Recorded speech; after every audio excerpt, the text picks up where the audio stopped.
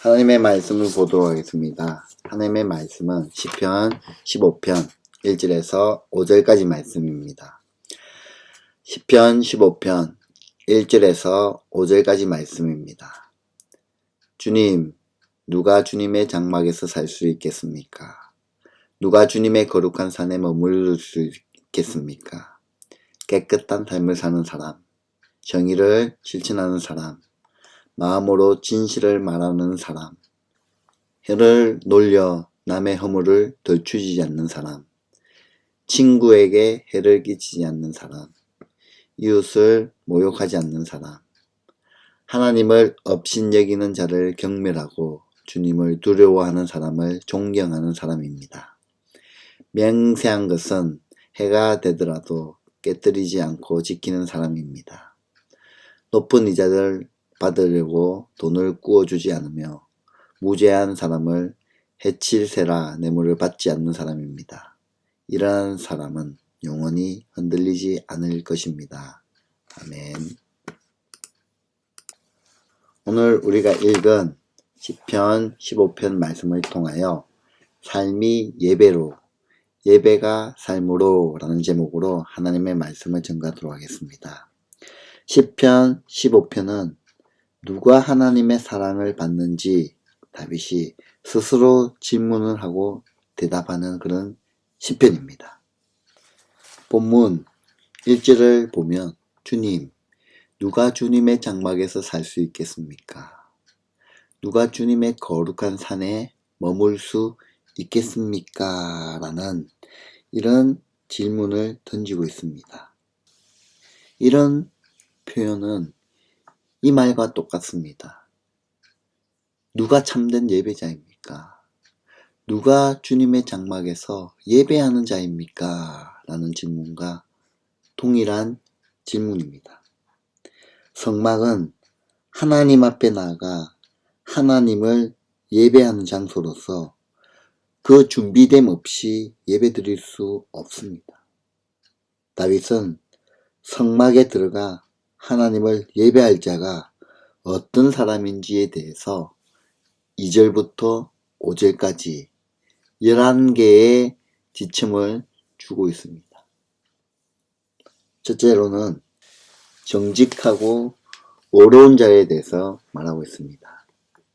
본문 2절을 보면 깨끗한 삶을 사는 사람, 정의를 실천하는 사람, 마음으로 진실을 말하는 사람이라고 이야기합니다. 깨끗한 삶, 정의와 진실은 성도의 삶의 기초입니다. 하나님 앞에서는 부족한 모습 그대로 깨끗하고 정직하고 진실하게 나아가야 합니다. 하나님은 얇은 꾀와 계산적인 삶과 척하는 삶을 싫어하시고 정직하고 깨끗하고 진실하고 공의로운 성도를 기뻐하십니다. 편한 삶보다 진실한 삶을 앞세우고 즐거운 삶보다 바른 삶을 앞세워야 합니다. 삶이 힘들 때 사람을 찾아 의지하는 본능이 우리 인간에게는 있습니다. 그러나 힘들고 어렵고 눈물나고 가슴이 답답해도 사람을 찾아 여기저기 다니지 마십시오. 하나님을 꼭 붙잡고 사는 의인은 결국 승리합니다. 세상에서 가장 강한 사람은 어렵게 사는 사람입니다. 의인은 패배하지 않습니다. 어떤 시련과 대적이 있어도 두려워하지 마십시오. 어렵게 살면 결국 승리한다는 믿음과 넉넉한 마음을 가지고 최선을 다해 사십시오. 이렇게 살 때 정직하고 어려운 자, 깨끗한 자는 하나님을 예배하는 장소로 들어갈 수 있다는 겁니다. 두 번째로는 이웃을 사랑하는 자입니다. 본문 3절에 보면 혀를 놀려 남의 허물을 덜추지 않는 사람, 친구에게 해를 끼치지 않는 사람, 이웃을 모욕하지 않는 사람이라고 나와 있습니다. 이 말씀은 이웃에게 악한 은행을 쓰지 말라는 말씀인데 큰 의미로 이웃을 사랑하라는 말씀입니다. 악하고 헛된 말이나 비방하는 말로 이웃을 상처를 입히지 말라는 겁니다. 하나님 사랑은 이웃 사랑으로 나타납니다. 남을 잘되게 할 때 내가 잘되고 남을 복되게 만들 때 내가 복되게 됩니다. 복은 남을 기쁘게 만들 때 주어집니다. 혼자만의 복은 복이 아닙니다. 함께 누리는 복이 진짜 복입니다. 하나님이 내 곁에 둔 남을 행복하게 해야 비로소 내가 행복해지는 것이 성경적인 복입니다. 복의 의미를 오해하지 마십시오. 진정한 축복을 원하면 초점을 자신보다 남에게 맞추십시오. 상대의 불행은 나의 행복 및 우리의 행복을 가져다 주지 못합니다. 성경적인 참된 복은 남의 행복을 통해 내가 행복해지는 복입니다.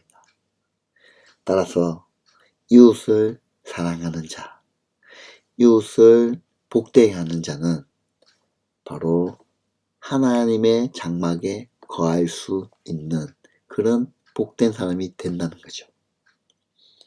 세 번째로는 하나님을 두려워하는 자, 하나님을 경외하는 자라고 말하고 있습니다. 우리가 읽은 4절 말씀에 보면 이렇게 말씀합니다. 하나님을 업신여기는 자를 경멸하고 주님을 두려워하는 사람을 존경하는 사람입니다. 라고 말씀합니다. 하나님에 대한 경건한 두려움을 가지는 것은 하나님을 최상으로 높이는 태도입니다. 이것이 하나님을 경외하는 모습입니다. 하나님을 진심으로 두려워하면 다른 것이 두렵지 않습니다. 결국 하나님을 두려워할 줄 아는 존재가 진짜 두려운 존재입니다. 세상에서 가장 무서운 사람은 힘이 있는 사람, 권력이 있는 사람이 아니라 하나님을 두려워하며 하나님의 이름을 높이며 사는 사람입니다. 하나님을 두려워하면 사람을 두려워하지 않게 되지만 사람을 두려워하면 하나님을 두려워하지 않게 됩니다. 따라서 여러분, 우리는 하나님을 두려워하며 존경하는, 경외하는 사람이어야 합니다. 그럴 때 1절에 말했던 것처럼 누가 하나님의 장막에 거할 수 있습니까?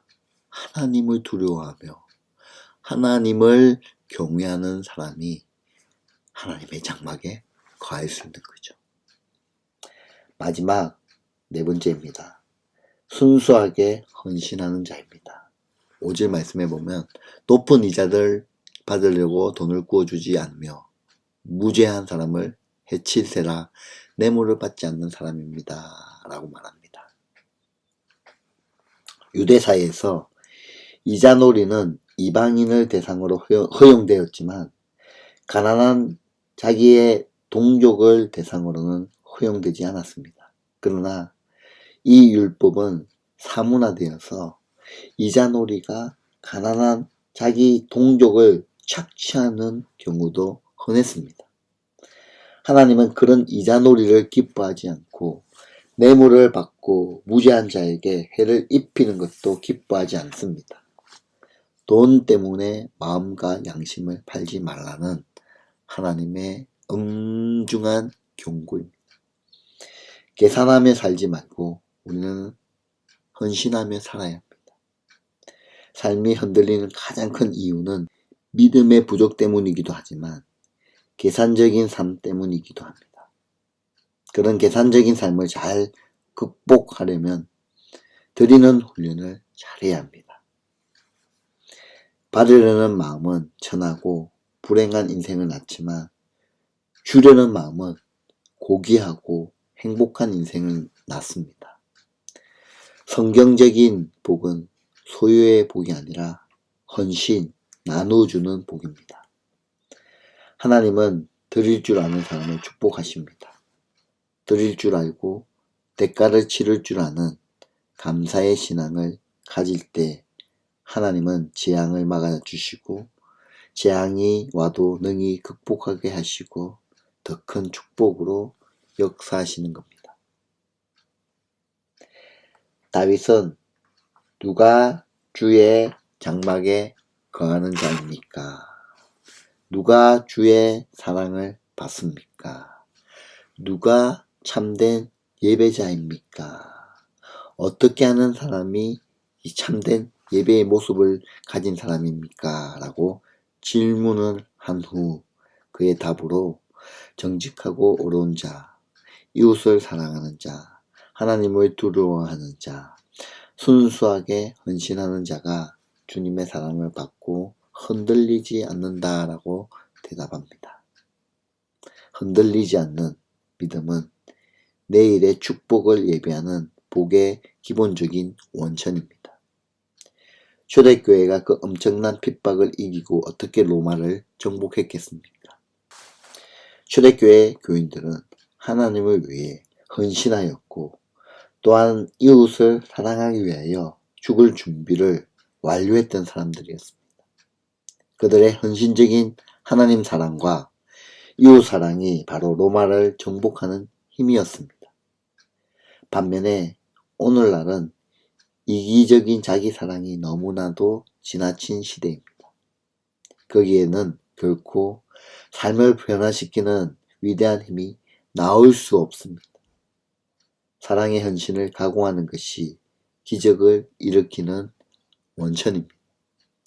결국 무엇이 없는 것이 문제가 아니라 헌신하지 않는 것이 문제입니다. 오늘 우리가 살펴본 이 모든 것의 결론은 하나입니다. 누가 하나님의 장막에 거할 수 있습니까? 본문에서 살펴본 것처럼 이런 가지 지침은 내가 속해 있는 내 삶 가운데서 어떻게 살아내느냐, 이것이 중요하다는 것이죠. 이것은 다른 말로 하면 내 삶 가운데 내 삶이 예배여야 한다는 겁니다. 우리의 삶이 항상 예배여야 한다는 겁니다. 삶이 예배의 연장선이기 때문에 그렇습니다. 하나님은 우리의 삶을 보고 예배를 받으십니다. 내 삶 속에 이웃과의 관계, 사람들과의 관계, 물질적인 관계, 하나님과의 관계를 잘 해나가서 하나님의 성소에서 하나님을 만나는 그 기쁨이 우리 가운데 누리길 가지를 원하는 겁니다. 의인은, 성도는 생각과 말과 행동이 한결같이 선하고 진실해야 합니다. 하나님은 진실한 예배를 찾으십니다. 예배의 자리뿐만 아니라 삶의 자리에서도 동일하게 하나님을 진실하게 섬기며 예배하기를 바라십니다. 단지 주일에 예배한다고 믿음으로 사는 게 아닙니다. 모든 시간, 모든 삶의 자리에서 모든 관계들과 모든 행해지는 일들에 구체적으로 믿음으로 사는 모습과 태도가 나타나야 합니다. 우리의 삶이, 우리의 모습이, 우리의 가정이, 삶이 예배의 자리에까지 나아가는, 그래서 누가 성소에 들어가는가? 누가 거룩한 산에서 예배하는가? 바로 내가, 우리 가정이, 우리 교회가 그 성소에서 예배하는 자가 되겠습니다 라고 고백해야 하는 저와 여러분의 삶이 되시기를 주님의 이름으로 축원드립니다. 기도하겠습니다. 하나님, 주님의 장막에 들어가 하나님을 찬양하며 예배할 자가 누구겠습니까? 이 질문에 저가 그런 자가 되길 소망하며 그런 삶을 살아내는 자녀의 길 원한다며 고백할 수 있는, 결단할 수 있는 그 믿음 허락하여 주시옵소서. 하나님을 항상 예배하는 자리에 있으며 하나님과 친밀함을 유지하며 이웃을 돌아보며 섬기며 품어줄 수 있는 넓은 마음을 허락하여 주시옵소서. 그래서 하나님이 찾으시는 그 참된 예배자, 의인의 삶, 거룩한 삶을 살아내게 하시고 가정에서, 직장에서, 교회에서 어느 곳에서든지 하나님의 영광을 드러내는 살아있는 예수 그리스도의 참된 제자의 삶을 살게 하여 주옵소서. 삶이 예배인 영적인 삶을 살게 하시며 하나님을 경외하며 사람을 의지하지 않고 환경과 상황만을 바라보지 않는 진실한 믿음 가지게 하여 주옵소서. 오늘도 우리의 삶을 지켜주시옵고 우리의 가정과 사랑하는 자녀들의 삶을 하나님의 손에 맡겨드립니다. 어려운 환경 속에서 힘겨운 삶을 살아내는 우리 대한민국을 불쌍히 여겨주셔서 속히 어려운 상황을 잘 이겨내며 모든 문제들이 사라지게 하여 주옵소서. 또한 이 어려움 속에서 하나님의 뜻을 발견하며 우리의 믿음을 지켜나갈 수 있는 힘 주시옵소서. 이럴 때일수록 하나님께 예배하며 하나님을 높여드리는 그 일에 게으르지 않게 하여 주옵소서. 이 모든 말씀 살아계신 예수 그리스도 이름으로 기도드리옵나이다. 아멘.